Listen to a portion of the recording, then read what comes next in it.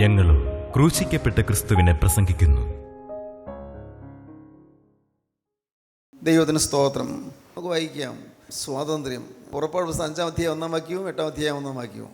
അതിൻ്റെ ശേഷം മോശയും അഹ്റോനും ചെന്നു ഫറവോനോട്, മരുഭൂമിയിൽ എനിക്ക് ഉത്സവം കഴിക്കേണ്ടതിന് എൻ്റെ ജനത്തെ വിട്ടയക്കണമെന്നിപ്രകാരം ഇസ്രായേലിൻ്റെ ദൈവമായ യഹോവ കൽപ്പിക്കുന്നുവെന്ന് പറഞ്ഞു. മരുഭൂമിയിലേക്ക് ഉത്സവം കഴിക്കാൻ എൻ്റെ ജനത്തെ വിട്ടയക്കണമെന്ന് യഹോവ കൽപ്പിക്കുന്നു. എൻ്റെ ജനം ദൈവത്തിൻ്റെ ജനമാണ് ഇസ്രായേൽക്കാർ ദൈവത്തിൻ്റെ ജനം. അവരെ ദൈവത്തെ ആരാധിക്കാനായിട്ട് ഫറവോൻ്റെ അടുത്തിൽ നിന്ന് വിടർത്താനായിട്ട് ദൈവം ആളെ അയച്ചിരിക്കുകയാണ്. മരുഭൂമിയിൽ വന്ന് എൻ്റെ ജനം എന്നെ ആരാധിപ്പാൻ അവരെ വിട്ടയക്കണം എന്ന് യഹോവയായ കർത്താവ് കൽപ്പിക്കുന്നുവെന്ന് മോശ എന്ന് ഫറവോനോട് പറഞ്ഞു. 8-ാം അധ്യായം 1-ാം വാക്യം. യഹോവ നദിയെ അടിച്ചിട്ട് 7 ദിവസം കഴിഞ്ഞപ്പോൾ മോശയോട് കൽപ്പിച്ചത്, നീ ഫറവോൻ്റെ അടുക്കൽ ചെന്ന് പറയേണ്ടതെന്തെന്നാൽ, യഹോവ ഇപ്രകാരം അരുളി ചെയ്യുന്നു, എന്നെ ആരാധിപ്പാൻ എൻ്റെ ജനത്തെ വിട്ടയക്കുക. അടുത്തുള്ള കൽപ്പനയാണ്, എന്നെ ആരാധിപ്പാൻ എൻ്റെ ജനത്തെ വിട്ടയക്കുക. ഇന്ന് അനേകര് ബന്ധനത്തിലാണ്. അന്ത ഇസ്രായേൽക്കാരെ പോലെ ബന്ധനത്തിലാണ്. ആരാധനയില്ല. പേരിനുള്ള ആരാധനയൊക്കെ ഉണ്ട്. സ്തോത്രം, സ്തുതി, പ്രൈസ് ദി ലോർഡ്, ഹല്ലേലൂയ ഒക്കെ ഉണ്ട്. അതല്ല, സാക്ഷാത്തായ ആത്മാവിൻ്റെ ആരാധന ഇന്ന് തുലവും കുറഞ്ഞു പോയിരിക്കുന്നു. 12-ാം സങ്കീർത്തനത്തിൽ ദാവീദ് പാടി, യഹോവയെ രക്ഷിക്കണേ, ഭക്തന്മാരില്ലാതെ പോകുന്നു. വിശ്വസ്തന്മാർ മനുഷ്യപുത്രന്മാരിൽ കുറഞ്ഞു പോയിരിക്കുന്നു. യഹോവയെ രക്ഷിക്കണേ, ഭക്തന്മാരില്ലാതെ പോകുന്നു. സത്യാരാധകർ കുറഞ്ഞു പോയിരിക്കുന്ന കാലമാണ്. സത്യാരാധന. നമ്മൾ ഭാഗ്യവശാൽ ഒരു ചെറിയ കൂട്ടം അല്ലേ, എത്ര വലിയ ഉള്ളൂ, ചെറിയൊരു കൂട്ടം. ഇപ്പോൾ ലോകത്തിൻ്റെ നാനാഭാഗത്ത് നിന്ന് കേൾക്കുന്നവരും കൂടിയാലും എന്തുണ്ട്, നിസ്സാരമായൊരു ചെറിയ കൂട്ടം. പക്ഷേ ഈ ചെറിയ കൂട്ടം ആരാധിക്കാൻ കൂടി വരുന്നവരാണ്. ആരാധിക്കുക, ദൈവത്തെ സ്തുതിക്കാൻ കൂടി വരുന്നവരാണ്.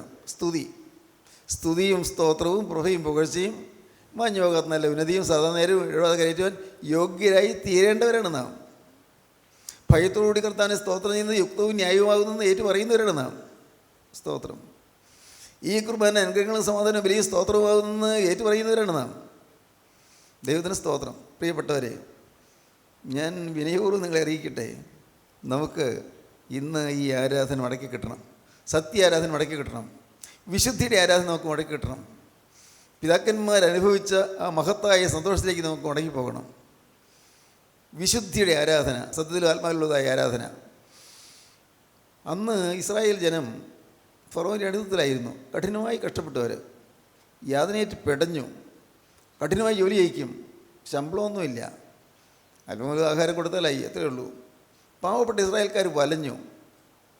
എന്നാൽ ഒരു കാലത്ത് പണ്ടുണ്ടായിരുന്ന ഫറവന്മാർ ഇസ്രായേൽക്കാരെ മാനിച്ചിരുന്നു. അന്ന് യാക്കോബിനെ ഗോശൻ ദേശത്ത് പാർപ്പിച്ചുകൊണ്ട്, യാക്കോബിനെയും സന്തതികളെയും 75 പേരെ ഗോശൻ ദേശത്ത് പാർപ്പിച്ചുകൊണ്ട് അവർക്കൊരു പ്രത്യേക ദേശം ഒഴിവെടുത്ത് അങ്ങനെ ആ ദേശത്തിൻ്റെ അതിഥികളായി അവർ കാത്തു സൂക്ഷിച്ചിരുന്നു, അനുഗ്രഹിച്ചിരുന്നു. പക്ഷേ പിന്നെ വന്നപ്പോൾ ഫറവോ മാറി. അടുത്ത് പിന്നെ വന്ന ഫറവോ, ആ രാജാവ് ഇവരെ പീഡിപ്പിക്കാൻ തുടങ്ങി. 430 വർഷം പീഡി അനുഭവിച്ചു.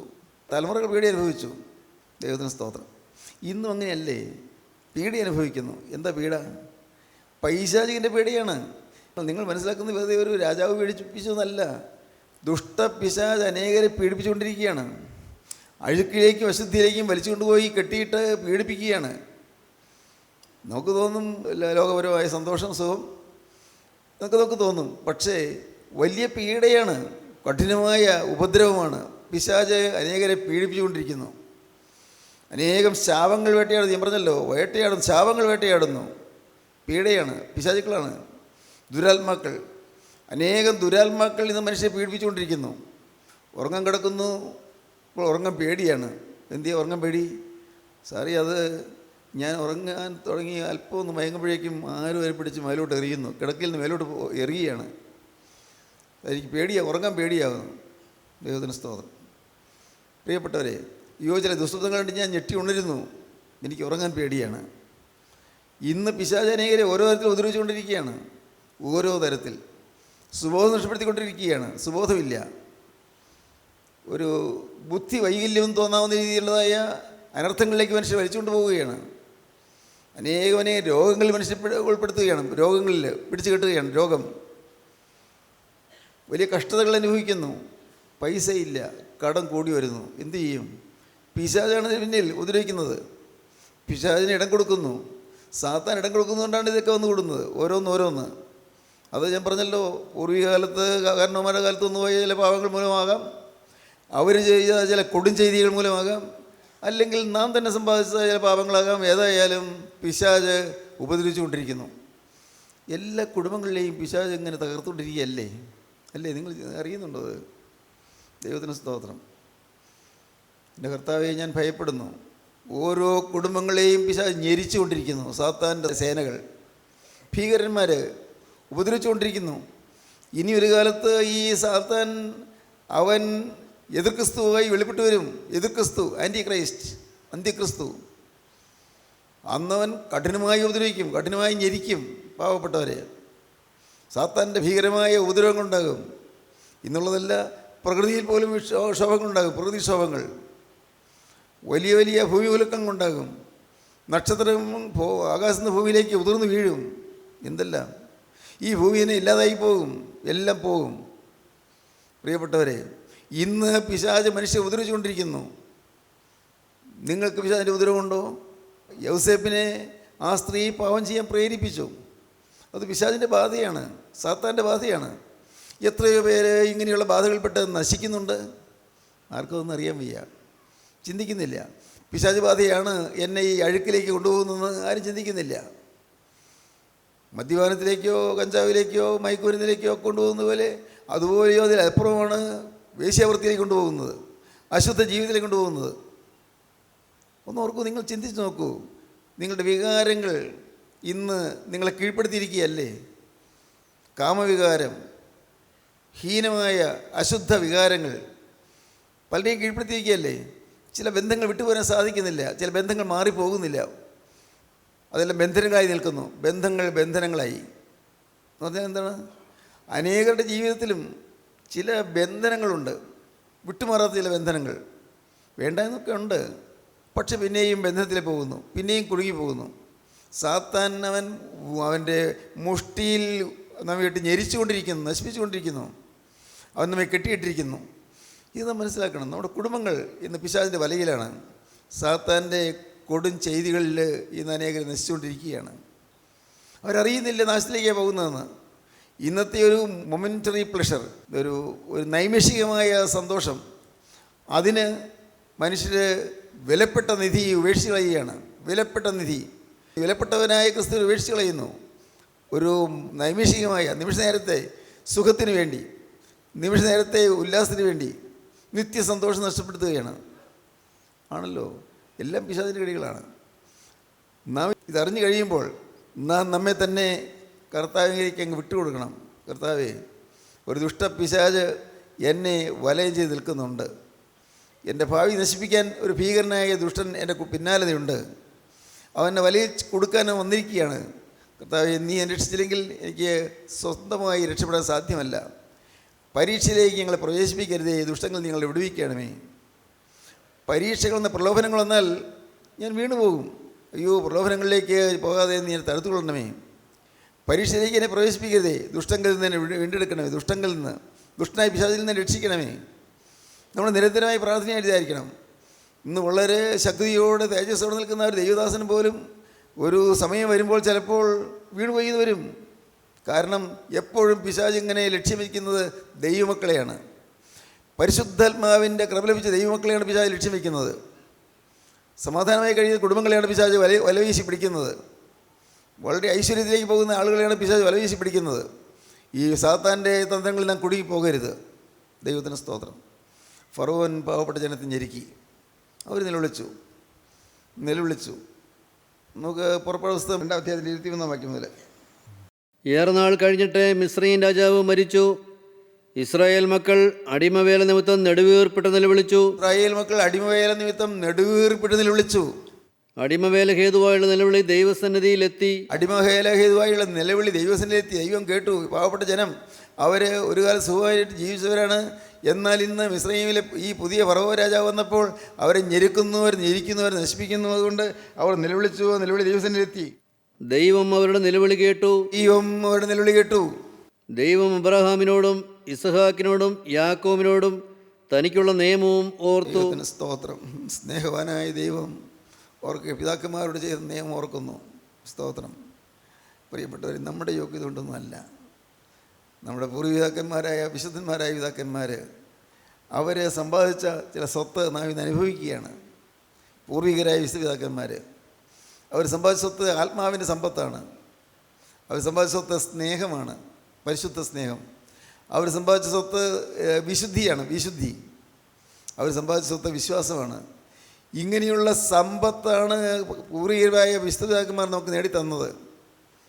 ഇന്നതെല്ലാം പോയി എല്ലാം പോയല്ലോ. എവിടെയുണ്ട് വിശുദ്ധി? എവിടെയുണ്ട് സ്നേഹം? നാം മറ്റുള്ളവരെ നോക്കണ്ട, നമ്മുടെ കാര്യം നോക്കിയാൽ മതിയല്ലോ. നോക്കൂ, നമ്മുടെ ജീവിതത്തിലേക്ക് നോക്കൂ. ഇന്ന് പൂർണ്ണ വിശുദ്ധി നാം പ്രാപിക്കുന്നുണ്ടോ? അതിനുള്ള ദാഹം നോക്കുന്നുണ്ടോ? കറുതീർന്ന ജീവിതം വേണമെന്നുള്ളതായ ആഗ്രഹം നോക്കുന്നുണ്ടോ? തെറ്റുകൂടാതെ ജീവിക്കണമെന്നുള്ളതായ ദാഹം നോക്കുന്നുണ്ടോ? ഉണ്ടോ? ചിന്തിച്ച് നോക്കൂ. മുമ്പൊരു കാലത്ത് വന്നുപോയ പാപങ്ങളെ ഓർത്തുള്ള നെടുവീർപ്പുള്ള നിലവിളി നോക്കുന്നുണ്ടോ? എൻ്റെ കർത്താവേ, സാത്താൻ എന്നെ വഞ്ചിച്ച് കളഞ്ഞല്ലോ, എന്നെ കുരുക്കിൽപ്പെടുത്തി പോയല്ലോ, ഞാൻ അപകടത്തിൽപ്പെട്ടു പോയല്ലോ, അയ്യോ എൻ്റെ ജീവിതം നശിച്ചു പോയല്ലോ എന്നുള്ള നിലവിളി നോക്കുന്നുണ്ടോ? ഇല്ല പ്രിയരെ, പലർക്കും ഇല്ല.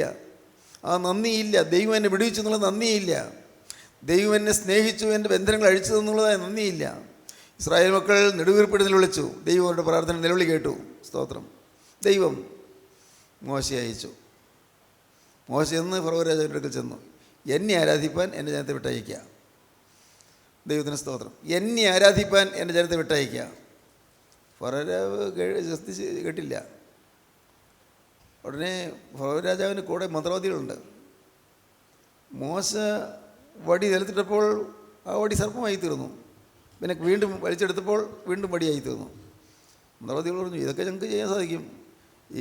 ഇവർ ഈ പറയുന്ന യഹോവയ്ക്ക് മന്ത്രവാദില്ല, ഞങ്ങൾക്കും ചെയ്യാൻ സാധിക്കും.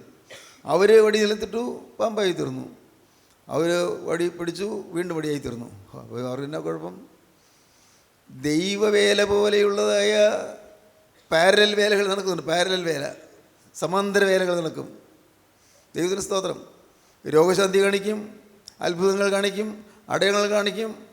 ദൈവത്തിന് സ്തോത്രം. എൻ്റെ ദൈവമേ, ഞാൻ ഭയത്തോടെ പറയട്ടെ, ഇന്ന് ആത്മീയത്തിൻ്റെ പേരിൽ നടക്കുന്നതായ അനേകം പ്രഹസനങ്ങൾ, അനേകം നാടകങ്ങൾ, പേടിപ്പെടുത്തുന്ന നാടകങ്ങൾ പലരും അറിയുന്നില്ല. ഇതൊന്നും സത്യവചനത്തെ വിട്ടിട്ട് ഇന്ന് അത്ഭുതങ്ങൾ പിറകെ പോകുന്നൊരു ലോകം. പാവങ്ങൾ, സാധുക്കൾ, എട്ടും പൊട്ടും തിരിയാത്തവർ, ഒന്നും അറിയാൻ വയ്യാത്തവർ പോയി വലയിൽ കൊടുക്കുന്നു. അത്ഭുത രോഗശാന്തി കേൾക്കുമ്പോൾ പോയി നോക്കാമെന്ന് വിചാരിക്കുന്നു. ദൈവത്തിന് സ്തോത്രം. പ്രിയപ്പെട്ടവരെ, അത്ഭുതങ്ങൾ പിറകെ പോകുന്ന ലോകം, അതിശയങ്ങൾ പിറകെ പോകുന്ന ലോകം. ശരി, വശം കെട്ടാണ്. കൊച്ചിന് രോഗം വന്നാൽ എന്താ ചെയ്യുക? ചികിത്സിക്കും. ചികിത്സിച്ചിട്ട് മാറില്ലെങ്കിൽ പിന്നെ കാര്യങ്ങളൊക്കെ പറയും, അത് അവിടെ പോയാൽ മതി, അതവിടെ ഒരു സിദ്ധനുണ്ട്, അത് വലിയ ഭക്തനാണ്, അദ്ദേഹം കൈ തൊട്ടാൽ മതി, ഉടനെ രോഗം മാറും. നല്ല കാര്യമല്ലേ? പോകും ആളുകൾ, പാവപ്പെട്ടവർ. ഈ ജനം അന്ധതയിൽ തപ്പി നടക്കുന്നു. അന്ധതയിലേക്ക് അവർ നയിച്ചു കൊടുക്കും. കുരുടനും കുരുടൻ വഴി കാട്ടുന്നു. ദൈവത്തിന് സ്തോത്രം. പ്രിയപ്പെട്ടവരെ, അന്ന് ഫറവോ രാജാവിൻ്റെ അടിമത്തിൽ വലയുന്ന ജനത്തിന് മോചനം ലഭിക്കാൻ മോശയെന്ന് പറഞ്ഞു. അപ്പോൾ ഫറവോ അവൻ്റെ മന്ത്രവാദികളെ വിളിച്ചു. മോശ ചെയ്ത അത്ഭുതങ്ങൾ അവരും ചെയ്തു. ദൈവത്തിന് സ്തോത്രം. 7-ാം അധ്യായത്തിൻ്റെ വായിക്കാം, 12-ാം വാക്യം മുതൽ വായിക്കാം. 12-ാം വാക്യം മുതൽ. അവർ ഓരോരുത്തൻ താൻ്റെ വടി നിലത്തിട്ടു, അവയും സർപ്പങ്ങളായി തീർന്നു. എന്നാൽ അഹരോൻ്റെ വടി അവരുടെ വടികളെ വിഴുങ്ങിക്കളഞ്ഞു. മന്ത്രവാദികളുടെ വടികളെ അഹരോൻ്റെ വഴി വിഴുങ്ങിക്കളഞ്ഞു. പിന്നെ ഫറവോന്റെ ഹൃദയമോ യഹോവ അരുളി ചെയ്തതുപോലെ കഠിനപ്പെട്ടു. ഫറവോൻ്റെ ഹൃദയം പിന്നെയും കഠിനപ്പെട്ടു, വിട്ടു കൊടുത്തില്ല. അവൻ അവരെ ശ്രദ്ധിച്ചതുമില്ല. ഈ യോശയും അവരും ചെന്ന് പറഞ്ഞതൊന്നും അവൻ ഫറവോൻ ശ്രദ്ധിച്ചില്ല. അപ്പോൾ യഹോവ മോശയോട് അരുളി ചെയ്തത്, ഫറവോന്റെ ഹൃദയം കഠിനപ്പെട്ടിരിക്കുന്നു, ജനത്തെ വിട്ടയപ്പാൻ അവന് മനസ്സില്ല. ജനത്തെ വിട്ടയക്കാൻ അവന് മനസ്സില്ല. രാവിലെ നീ ഫറവോന്റെ അടുക്കൽ ചെല്ലുക, അവൻ വെള്ളത്തിനടുക്കൽ ഇറങ്ങി വരും. ദൈവത്തിന് സ്തോത്രം.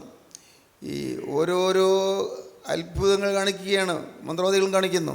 7-ാം അധ്യായത്തിൽ 22-ാം വാക്യം വായിക്കാം. 22. നദിയിലെ മത്സ്യം ചാകുകയും നദി നാറുകയും ചെയ്തു. നദിയിലെ വെള്ളം കുടിപ്പാൻ മിസ്രയീമ്യർക്ക് കഴിഞ്ഞില്ല. മിസ്രയീം ദേശത്ത് എല്ലായിടവും രക്തമുണ്ടായിരുന്നു. മിസ്രയീം മന്ത്രവാദികളും തങ്ങളുടെ മന്ത്രവാദത്താൽ അതുപോലെ ചെയ്തു. എന്നാൽ യഹോവ അരുളി ചെയ്തിരുന്നതുപോലെ ഫറവോന്റെ ഹൃദയം കഠിനപ്പെട്ടു. നദിയിലെ വെള്ളമൊക്കെയും രക്തമായി തീർന്നു. നദിയിലെ വെള്ളം എല്ലാം, മിസ്രൈമിലെ നദിയിലെ വെള്ളം എല്ലാം രക്തമായി തീർന്നു. മന്ത്രവാദികളും അതുപോലെ തന്നെ ചെയ്തു. അപ്പോൾ ഇതെന്തൊരു അത്ഭുതം! മന്ത്രവാദികൾ അത് തന്നെ ചെയ്തല്ലോ, അവർക്കുണ്ട് ശക്തി. ഉടനെ എങ്കിലും മിസ്രൈം മന്ത്രവാദികൾ നിങ്ങളുടെ മന്ത്രവാദത്തിൽ അതുപോലെ ചെയ്തു. എന്നാൽ യഹോവ അരുളി ചെയ്യുന്നതുപോലെ ഫറവോൻ്റെ ഹൃദയം കഠിനപ്പെട്ടു, അവനൊരു ശ്രദ്ധിച്ചതുമില്ല. വീണ്ടും നമുക്ക് വായിക്കാം 8-ാം അധ്യായം 6-ാം വാക്യം.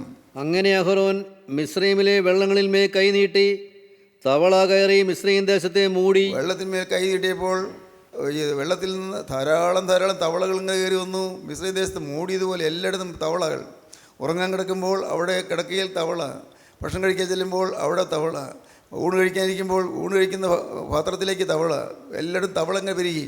അത്ഭുതമാണ് കാണിച്ചത്. മന്ത്രവാദികൾ നിങ്ങളുടെ മന്ത്രവാദത്താൽ അതുപോലെ ചെയ്തു. മന്ത്രവാദികൾ അതുപോലെ ചെയ്തു. മന്ത്രവാദികൾ അത് ചെയ്ത് സാധിച്ചു. മന്ത്രവാദികൾക്കും സാധിക്കും ചില അത്ഭുതങ്ങൾ. അപകടത്തിൽ പോകരുത്. അത്ഭുതങ്ങൾ കണ്ടാരും അപകടത്തിൽ പോകരുത്.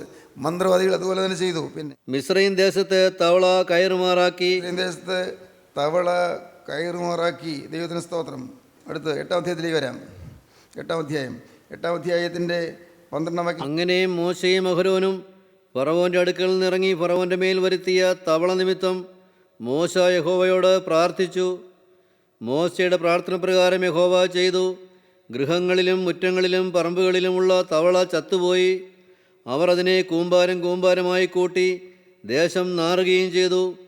എന്നാൽ സ്വൈരം വന്നുവെന്ന് ഫറവോൻ കണ്ടാറെ യഹോവ അരുളി ചെയ്തിരുന്നതുപോലെ അവൻ തൻ്റെ ഹൃദയത്തെ കഠിനമാക്കി അവരെ ശ്രദ്ധിച്ചതുമില്ല. അപ്പോൾ യഹോവ മോശയോട്, നിന്റെ വടി നീട്ടി നിലത്തിലെ പൊടിയെ അടിക്ക എന്ന് അഹരോനോട് പറക. അഹരോൻ വടി നീട്ടി നിലത്തെ പൊടി അടിക്കുക എന്ന് പറഞ്ഞു. അത് മിസ്രൈം ദേശത്തെല്ലായിടവും പേനായി തീരും എന്ന് കൽപ്പിച്ചു. വടി കൊണ്ട് അടിച്ചപ്പോൾ അതെല്ലാം പൊടിയെല്ലാം പേനായി തീർന്നു. പേൻ. അവർ അങ്ങനെ ചെയ്തു. അഹരോൻ വടിയോടുകൂടെ കൈനീട്ടി നിലത്തിലെ പൊടിയെ അടിച്ചു. അത് മനുഷ്യരുടെ മേലും മൃഗങ്ങളിൽ മേലും പേനായി തീർന്നു. മിസ്രൈം ദേശത്തെങ്ങും നിലത്തിലെ പൊടിയെല്ലാം പേനായി തീർന്നു. നിലത്തിലെ പൊടിയെല്ലാം പേനായി തീർന്നു. പേന് ഒരുതരം ഒരു ക്ഷുദ്രപ്രാണി, പേനായി തീർന്നു. മന്ത്രവാദികളും തങ്ങളുടെ മന്ത്രവാദത്താൽ പേൻ ഉളവാക്കുവാൻ അതുപോലെ ചെയ്തു. മന്ത്രവാദികളും മന്ത്രവാദത്താൽ പേൻ ഉണ്ടാക്കാൻ അതുപോലെ തന്നെ ചെയ്തു നോക്കി. അവർക്ക് കഴിഞ്ഞില്ല താനും. കണ്ടോ, കുറേ അത്ഭുതങ്ങളൊക്കെ ആദ്യം ചെയ്തു, പിന്നെ ആയപ്പോഴേക്കും കഴിഞ്ഞില്ല. ഒരളവ് വരെ മന്ത്രവാദികൾക്കും ചെയ്യാൻ പറ്റും, ഒരളവ് വരെ പിശാചുക്കൾക്കും പ്രവർത്തിക്കാൻ പറ്റും, അത്ഭുതങ്ങൾ കാണിക്കാൻ പറ്റും. അത്ഭുതം കൊണ്ടൊന്നും ആരും നഷ്ടപ്പെട്ടു പോകരുത്, അപകടത്തിൽ പോകരുത്. മന്ത്രവാദി ഇപ്രാവശ്യം പെയിൻ ഉളവാക്കാൻ നോക്കിയിട്ട് സാധിച്ചില്ല, അക്കാര്യം സാധിച്ചില്ല. മന്ത്രവാദികൾ അതുപോലെ ചെയ്യാൻ നോക്കി, അത് അവർക്ക് സാധിച്ചില്ല. അടുത്ത വാക്യം. മനുഷ്യരുടെയും മൃഗങ്ങളുടെയും മേൽ പേൻ ഉളവായതുകൊണ്ട് മന്ത്രവാദികൾ ഫറവോനോട്, ഇത് ദൈവത്തിൻ്റെ വിരലാകുന്നുവെന്ന് പറഞ്ഞു. ഇത് മന്ത്രവാദികൾ ഫറവോനോട് പറഞ്ഞു, ഇത് ഞങ്ങൾക്ക് സാധിക്കുന്നില്ല കേട്ടോ, ഇത് ദൈവത്തിൻ്റെ വിരലാണ്, ദൈവത്തിൻ്റെ കൈയായി പ്രവർത്തിക്കുന്നത്. മന്ത്രവാദികൾ സമ്മതിക്കേണ്ടി വന്നു. ഫറവോനോട് പറഞ്ഞു, ഇത് ദൈവത്തിൻ്റെ വിരലാകുന്നു എന്ന് പറഞ്ഞു. സ്തോത്രം. ഈ പ്രാവശ്യം ഫറവോൻ ഇത്തിരി അയഞ്ഞു, ഈ രക്ഷയില്ല, അയച്ചേ പറ്റൂ. ഫറവോൻ സൂത്രം ചെയ്തു. 25-ാം വാക്യം. അപ്പോൾ ഫറവോൻ മോശയെയും അഹ്റോനെയും വിളിച്ചു, നിങ്ങൾ പോയി ദേശത്ത് വെച്ച് തന്നെ നിങ്ങളുടെ ദൈവത്തിന് യാഗം കഴിപ്പീനെന്ന് പറഞ്ഞു. ഇത് മരുഭൂമിയിലേക്ക് പോകേണ്ട ആവശ്യമില്ലല്ലോ, ഇവിടെ ഉണ്ട്, നിങ്ങൾക്ക് യാഗം കഴിക്കാമല്ലോ, ഉത്സവം കൂട്ടത്തെ ആകാമല്ലോ, നിങ്ങൾ അങ്ങോട്ടൊന്നും പോകണ്ട, ഇവിടെ തന്നെ മതി, ഇവിടെ എല്ലാം ഉണ്ടല്ലോ. നിങ്ങൾ പള്ളിയിൽ നിന്ന് വന്നാൽ മതി, പിന്നെ മധ്യസ്ഥ പ്രാർത്ഥന ചെല്ലിച്ചാൽ മതി, നിങ്ങൾ കുർബാന കൊണ്ടാൽ മതി, നിങ്ങളെല്ലാവരും ഞങ്ങൾ അച്ഛൻ തലയൊക്കെ വെച്ച് പ്രാർത്ഥിച്ചിട്ട് കുർബാന കൊണ്ടാൽ മതി, പേടിക്കാനൊന്നുമില്ല, പാപമൊക്കെ ക്ഷമിക്കും. ഇങ്ങനെയെല്ലാമുള്ള മൂഢവിശ്വാസത്തിൽ പാവപ്പെട്ട ജനം ഇന്ന് കുടുങ്ങിക്കിടക്കുകയാണ്. കുമ്പസാരത്തിന് എതിർക്കുന്നില്ല, കുർബാന അനുഭവത്തെ എതിർക്കുന്നില്ല, തീർച്ചയായിട്ടും അതെല്ലാം വേണ്ടത് തന്നെയാണ്. പക്ഷേ ഇന്ന് നടക്കുന്നത് പലതും ആത്മീയമല്ല, വെറുതെ ചില ആചാരങ്ങൾ അനുഷ്ഠാനങ്ങൾ കാട്ടിക്കൂട്ടുകയാണ്. പ്രിയപ്പെട്ടവരെ, ഞാൻ തുറന്നു പറയുന്നുണ്ട്, നിങ്ങൾക്ക് പ്രയാസം തോന്നുമോ? ചിലർക്കെല്ലാം തോന്നുന്നു ഇത് വിപ്ലവമല്ലേ പറയുന്നത്, എങ്ങനെ പറയാമെന്ന്. പറയാതെ എന്ത് ചെയ്യും? ഉള്ളു വിങ്ങുകയാണ് എനിക്ക്. ഇത് തുറന്നു പറയാതെ എന്ത് ചെയ്യും? അനേകരും അറിയുന്നില്ല. ഇന്ന് പാവപ്പെട്ട ജനത്തെ കുരുക്കിയിട്ടിരിക്കുന്നു, പാവപ്പെട്ട ജനത്തെ കുടുക്കിലാക്കിയിരിക്കുന്നു. എന്നാലും ഒരു പള്ളിഭക്തി ഇന്നും അനേകർക്കുണ്ട്. പള്ളിഭക്തി, സാക്ഷാൽ ഭക്തിയല്ല, പള്ളിഭക്തി. സാക്ഷാലുള്ള ഭക്തിയിൽ നിന്നെല്ലാം അതെല്ലാം പോയി. ഇന്ന് കബറിടം ഭക്തിയുണ്ട്, പള്ളിഭക്തിയുണ്ട്, തീർത്ഥയാത്രാ ഭക്തിയുണ്ട്, ഭക്തിയുടെ മാർഗങ്ങൾ പലതുമുണ്ട്. സാക്ഷാലുള്ള ഭക്തിയോ ഇന്നില്ല. ദൈവത്തിന് സ്തോത്രം. ഇന്നുണ്ടായി ഫറവോൻ പറഞ്ഞു, നിങ്ങൾ കാര്യം ചെയ്യുക, ഇവിടെ വെച്ച് ആരാധിക്കാം, ഇവിടെ ആരാധനയൊക്കെ ഉണ്ടല്ലോ, കുഴപ്പമില്ല, നിങ്ങൾ മരുഭൂമിയിലേക്ക് വേണ്ട ആവശ്യമില്ല എന്ന് പറഞ്ഞു. അപ്പോൾ ഫറവോൻ മോശയെയും അഹ്റോനെയും വിളിച്ചു, നിങ്ങൾ പോയി ദേശത്ത് വെച്ച് തന്നെ നിങ്ങളുടെ ദൈവത്തിന് യാഗം കഴിപ്പീനെന്ന് പറഞ്ഞു. അതിന് മോശ, അങ്ങനെ ചെയ്തുകൂടാ, മിസ്രയീമ്യർക്ക് അറപ്പായുള്ളത് ഞങ്ങളുടെ ദൈവമായ യഹോവയ്ക്ക് യാഗം കഴിക്കേണ്ടി വരുമല്ലോ. മിസ്രയീമ്യർക്ക് അറപ്പായുള്ളത് അവർ കാണുക ഞങ്ങൾ യാഗം കഴിച്ചാൽ അവർ ഞങ്ങളെ കല്ലെറുകയില്ലയോ? ഞങ്ങളുടെ ദൈവമായ യഹോവ ഞങ്ങളോട് കൽപ്പിച്ചതുപോലെ ഞങ്ങൾ 3 ദിവസത്തെ വഴി ദൂരം മരുഭൂമിയിൽ പോയി അവന് യാഗം കഴിക്കണമെന്ന് പറഞ്ഞു. മോശ പറഞ്ഞു, ഞങ്ങൾക്ക് ഇവിടെ യാഗം കഴിക്കാൻ സാധിക്കില്ല, ആരാധന ഇവിടെ നടക്കില്ല, ഇത് ദുർമന്ത്രവാദികളുടെ നാടാണ്, ഞങ്ങൾക്ക് 3 ദിവസം വഴി മരുഭൂമിയിൽ കൂടി പോകണം, 3 ദിവസത്തെ വഴി, അത് പോയാലേ യാഗം കഴിക്കാൻ പറ്റുമെന്ന് പറഞ്ഞു. അടുത്ത് അപ്പോൾ ഫറവോൻ, നിങ്ങളുടെ ദൈവമായ യഹോവയ്ക്ക് മരുഭൂമിയിൽ വെച്ച് യാഗം കഴിക്കേണ്ടതിന് നിങ്ങളെ വിട്ടയക്കാം, അതിദൂരത്ത് മാത്രം പോകരുത്. വിട്ടയക്കാമെന്നേ, നിങ്ങളെങ്കിൽ പ്രശ്നങ്ങളൊന്നും ഉണ്ടാക്കണ്ട, പേനുണ്ടാക്കേണ്ട, തവള ഉണ്ടാക്കേണ്ടത് വേണ്ട, നിങ്ങൾ വിട്ടയക്കാം. പിന്നെ അതിദൂരത്ത് പോകരുത്, അത്ര ദൂരെ പോകരുത്, വേറെ കുഴപ്പമൊന്നുമില്ല, കൂട്ടായ്മയ്ക്കൊന്നും പൊയ്ക്കോ. പിന്നെ ഉണ്ടല്ലോ, ഇതെല്ലാം നമ്മുടെ സഭയുടെ വിശ്വാസത്തിന് വിരുദ്ധമൊക്കെയാണ്, അതുകൊണ്ട് സൂക്ഷിച്ച് വേണം പോകാൻ. അതിദൂരത്ത് പോകരുത്. ഞാൻ അല്പം ഹാസ്യാത്മകമായി ചില കാര്യങ്ങൾ പറഞ്ഞതേ ഉള്ളൂ. അനേകരിങ്ങനെയാണ്, അതിദൂരത്ത് പോകരുത്. പള്ളിക്ക് തരേണ്ടതൊക്കെ തന്നുകൊണ്ടിരിക്കുക, പിന്നെ പരവദാസം നടത്തുക, നേർച്ച നടത്തുക, അതൊക്കെ ചെയ്തുകൊണ്ടിരിക്കുക, പിന്നെ എല്ലാം കരോളൊക്കെ പാടി വരുമ്പോൾ രൂപ കൊടുക്കുക, അങ്ങനെയുള്ള കാര്യങ്ങളൊക്കെ ചെയ്താൽ മതി, അത് കുഴപ്പമൊന്നുമില്ല. പ്രിയപ്പെട്ടവരെ, ഇതുപോലുള്ളതായ നാമധേയ ക്രൈസ്തവത്വം ഇന്ന് കൊടികുത്തി വാഴുകയാണ്. ദൈവത്തിന് സ്തോത്രം. വീണ്ടും അടുത്ത് നമുക്ക് വായിക്കാം. അതിന് മോശെ, ഞാൻ നിൻ്റെ അടുക്കൽ നിന്ന് പുറപ്പെട്ട് യഹോവയോട് പ്രാർത്ഥിക്കും. നാളെ നായീച്ച ഫറവോനെയും ഭൃത്യന്മാരെയും ജനത്തെയും വിട്ട് നീങ്ങിപ്പോകും. എങ്കിലും യഹോവയ്ക്ക് യാഗം കഴിപ്പാൻ ജനത്തെ വിട്ടയക്കാതിരിക്കുന്നതിനാൽ ഫറവോനിനി ചതിവ് ചെയ്യരുത് എന്ന് പറഞ്ഞു. ദൈവത്തിന് സ്തോത്രം. അതിദൂരത്ത് പോകരുത് എന്ന് പറഞ്ഞു. പിന്നീട് പറഞ്ഞ തന്ത്രമാണ് 10-ാമത്തെ അധ്യായം 11-ാം വാക്യം. അങ്ങനെയല്ല, നിങ്ങൾ പുരുഷന്മാർ പോയി യഹോവയെ ആരാധിച്ചു കൊള്ളുവീൻ, ഇതല്ലോ നിങ്ങൾ അപേക്ഷിച്ചത് എന്ന് പറഞ്ഞ് അവരെ ഫറവോൻ്റെ സന്നിധിയിൽ നാട്ടിക്കളഞ്ഞു. അതിനൊക്കെ എല്ലാവരും പോകണ്ട, സ്ത്രീകളൊക്കെ ഇവിടെ നിൽക്കട്ടെ, പുരുഷന്മാർ മാത്രം പോയി ആരാധിച്ചു കൊള്ളട്ടെ. അനുവദിക്കുക, കുറച്ച് നയിച്ചു വരിക, പുരുഷന്മാർ മാത്രം പോയി ആരാധിച്ചു കൊള്ളട്ടെ എന്ന് പറഞ്ഞു. പിന്നെ 16-ാം വാക്യം. ഫറവോൻ മോശയും അഹ്റോനെയും വേഗത്തിൽ വിളിപ്പിച്ചു, നിങ്ങളുടെ ദൈവമായ യഹോവയോടും നിങ്ങളോട് ഞാൻ പാപം ചെയ്തിരിക്കുന്നു, അതുകൊണ്ട് ഈ പ്രാവശ്യം മാത്രം നീ എൻ്റെ പാപം ക്ഷമിച്ച് ഈ ഒരു മരണം എന്നെ വിട്ടു നീങ്ങുവാൻ നിങ്ങളുടെ ദൈവമായ യഹോവയോട് പ്രാർത്ഥിപ്പീരെന്ന് പറഞ്ഞു. ബാധ മാറുവാൻ നിങ്ങൾ പ്രാർത്ഥിക്കുക, ഞാൻ വല്ലാതെ വശം കെട്ടിരിക്കുന്നു, ബാധ മാറി കിട്ടണമെന്ന് പറഞ്ഞു. ഇനിയും 10-ാം അധ്യായത്തിൻ്റെ 24-ാം വാക്യം. അപ്പോൾ ഫറവോൻ മോശയെ വിളിപ്പിച്ചു, നിങ്ങൾ പോയി യഹോവയെ ആരാധിപ്പീൻ, നിങ്ങളുടെ ആടുകളും കന്നുകാലികളും മാത്രം ഇങ്ങ് നിൽക്കട്ടെ, നിങ്ങളുടെ കുഞ്ഞുകുട്ടികളും നിങ്ങളോടുകൂടെ പോരട്ടെ എന്ന് പറഞ്ഞു. പയ്യെ അയച്ചു വരികയാണ്. നിങ്ങൾ പുരുഷന്മാർ മാത്രം പോകുക അല്ല, നിങ്ങൾ എല്ലാവരും പൊയ്ക്കോ, കുഞ്ഞുകുട്ടികൾ നിൽക്കട്ടെ, പക്ഷേ നിങ്ങളുടെ ആടുകളും കന്നുകാലികളും മാത്രം ഇവിടെ നിൽക്കട്ടെ, കുറച്ച് ഇവിടെ വെച്ചു പോവുക, അല്ലെങ്കിൽ നിങ്ങൾ പിന്നെ തിരിച്ചു വന്നില്ലെങ്കിലോ. പ്രിയപ്പെട്ടവരെ, ഈ വാക്യങ്ങളുടെ അടിസ്ഥാനത്തിൽ സാത്താൻ നമ്മെ തടുത്തുകൊണ്ടിരിക്കുകയാണ്. നാം ആരും രക്ഷപ്പെടരുതെന്നാണ് പിശാചിൻ്റെ ഉദ്ദേശം. ആരും രക്ഷപ്പെടരുത്, എല്ലാവരും പിശാചിൻ്റെ ദൂതന്മാർക്ക് ഒരുക്കിയിരിക്കുന്ന നരകാഗ്നിയിലേക്ക് പോകണമെന്നാണ് അവൻ്റെ ആഗ്രഹം. അതിനുവേണ്ടിയാണ് ഇന്ന് സാത്താൻ പ്രവർത്തിച്ചുകൊണ്ടിരിക്കുന്നത്, അതിനുവേണ്ടിയാണ് സാത്താൻ സംസാരിച്ചുകൊണ്ടിരിക്കുന്നത്.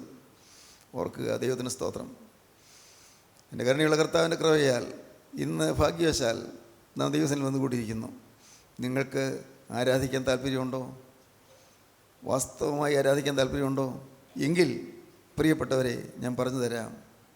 നിങ്ങളുടെ ജീവിതത്തിൽ ഹൃദയത്തിൽ പറ്റിപ്പിടിച്ചിരിക്കുന്നതെല്ലാം നിങ്ങൾ വേണ്ട എന്ന് വയ്ക്കണം. എന്താ നിങ്ങൾ പറയുന്നത്? നിങ്ങൾക്ക് തോന്നുന്നു, സാർ അങ്ങനെയൊക്കെയാണോ? ദൈവത്തിൻ്റെ വലിയ നാമം മഹത്വപ്പെടട്ടെ. എൻ്റെ ജീവനുള്ള ദൈവം അറിയുന്നല്ലോ. ഞാൻ ദൈവത്തോട് ചില കാര്യങ്ങളൊക്കെ പറഞ്ഞിട്ടുണ്ട്. വേണ്ട കർത്താവേ, വേണ്ട, ലോകത്തിലെ യാതൊരു ലാഭവും വേണ്ട, വേണ്ട, എനിക്ക് എൻ്റെ യേശുവിനെ പ്രസാദിപ്പിച്ചാൽ മാത്രം മതി, വേറൊന്നും വേണ്ട. ഞാൻ ചിലപ്പോൾ പറഞ്ഞിട്ടുണ്ട്, കർത്താവേ, ഞാൻ വേറൊന്നും നിന്നോട് ചോദിച്ചില്ലല്ലോ, വേറൊന്നും നിന്നോട് ഞാൻ ആവശ്യപ്പെട്ടില്ലല്ലോ, എനിക്കിതിൻ്റെ വിശുദ്ധി തന്നാൽ മാത്രം മതി, നിൻ്റെ സ്നേഹം എൻ്റെ മേൽ എൻ്റെ ഉള്ളത്തിലേക്ക് തന്നാൽ മാത്രം മതി, വേറൊന്നും വേണ്ട, ഒന്നും വേണ്ട എന്ന്. ദൈവത്തിന് സ്തോത്രം. നിങ്ങൾക്ക് മനസ്സിലാവില്ലായിരിക്കാം, പക്ഷെ ഞാൻ പറയട്ടെ, മുഴുവനായി ക്രിസ്തുവിന് വേണ്ടി വേദനിക്കപ്പെട്ട ജീവിതം അത് സാധ്യമാണ് എന്ന് നിങ്ങൾ വിശ്വസിക്കുക. വേണമെങ്കിൽ നിങ്ങൾക്ക് അത് സാധ്യമായി കിട്ടും. നിങ്ങൾ ആവശ്യക്കാരാണെങ്കിൽ സാധിക്കും. സത്യാരാധന തുടങ്ങണം. സത്യാരാധനയ്ക്ക് വേണ്ടി നിങ്ങളെല്ലാം വിട്ടുപിരിക്കണം. അതുകൊണ്ട് നിങ്ങൾ ഭാര്യ ഉപേക്ഷിക്കണമെന്നല്ല പറഞ്ഞത്, മക്കൾ ഉപേക്ഷിക്കണമെന്നല്ല പറഞ്ഞത്, മാതാപിതാക്കൾ ഉപേക്ഷിക്കണമെന്നല്ല പറഞ്ഞത്, നിങ്ങളുടെ ജോലി ഉപേക്ഷിക്കണമെന്നല്ല പറഞ്ഞത്, വരുമാനം ഉപേക്ഷിക്കണമെന്നല്ല പറഞ്ഞത്. പ്രിയപ്പെട്ടവരെ, തെറ്റിദ്ധരിക്കേണ്ട. ദൈവത്തിന് സ്തോത്രം. അതിനെല്ലാം അതാതിൻ്റെ ക്രമീകരണങ്ങളുണ്ട്, അതാതിൻ്റെ അതിർവരമ്പുകളുണ്ട്. നിങ്ങൾക്കിതെല്ലാം അനുഭവിക്കാം. ദൈവത്തിന് സ്തോത്രം. ഇതൊന്നും അനുഭവിക്കേണ്ട എന്ന് കർത്താവ് പറയുന്നില്ല, ഒന്നും വർജിക്കണമെന്ന് കർത്താവ് പറയുന്നില്ല. എന്നാലോ കരുണയുള്ള കർത്താവ് നിങ്ങളെ ഇതിൽ നിന്നെല്ലാം മാറ്റിയെടുത്ത് നിങ്ങളെ വിശുദ്ധ ജനമാക്കി തീർക്കാൻ ആഗ്രഹിക്കുന്നു. നിങ്ങളുടെ ഓരോരുത്തരുടെയും മേൽ തൻ്റെ കൃപയുടെ അത്ഭുതകരം വരാൻ കർത്താവ് ഇന്ന് കരം നീട്ടുന്നു. നിങ്ങൾ വിശ്വസിക്കൂ. കർത്താവേ, എന്നെ സത്യാരാധനാക്കി മാറ്റണമേ, എന്നെ അനുഗ്രഹിക്കണമേ നിങ്ങൾ പറയൂ. ദൈവത്തോട് പറയൂ, കർത്താവേ എന്നെ ഇന്ന് അനുഗ്രഹിക്കണമേ എന്ന് പറഞ്ഞുകൊണ്ട് കർത്താവിൻ്റെ കരങ്ങളെ നിങ്ങൾ കൊടുക്കൂ. ദൈവത്തിന് സ്തോത്രം. ദൈവത്തിൻ്റെ ശക്തി നിങ്ങളുടെ മേൽ വരികയും നിങ്ങൾക്ക് സാക്ഷാത്തായ ആരാധനയുടെ സൗകുമാര്യം ലഭിക്കുകയും ചെയ്യും. നിങ്ങൾ ദൈവത്തെ സ്തുതിക്കാൻ തുടങ്ങും. ദൈവത്തിന് സ്തോത്രം. ജീവനുള്ള ദൈവമേ, കരുണയുള്ള കർത്താവേ, അവിടെ ഞങ്ങളുടെ കൂടെ തന്നെ ഉള്ളതിനായി സ്തോത്രം. പാവികളായ ഞങ്ങളോട് മനസ്സിലതിനായി സ്തോത്രം. ഒരു അർഹതയും ഒരു യോഗ്യതയില്ലായിരുന്നിട്ട് നിങ്ങളെ സന്ദർശിക്കാമെന്നതിനായി സ്തോത്രം. നിന്നെ നടുതലയെ നനയ്ക്കുന്ന കൃപയ്ക്കായി സ്തോത്രം. നിന്നെ നടുതലയെ വളവിട്ട് വളർത്തുന്നതിനായി സ്തോത്രം. എല്ലാവരെയും അനുഗ്രഹിക്കണമേ. അവിടുത്തെ രണ്ടാമത്തെ വരവിൻ്റെ എല്ലാവരെയും ഒരുക്കണമേ. യേശുക്രിസ്തുവിൻ്റെ മഹത്വമേറിയ നാമത്തിൽ പ്രാർത്ഥിക്കുന്നവരോട് കേൾക്കണമേ. ആമീൻ. ഹല്ലേലൂയ, ഹല്ലേലൂയ, ഹല്ലേലൂയ.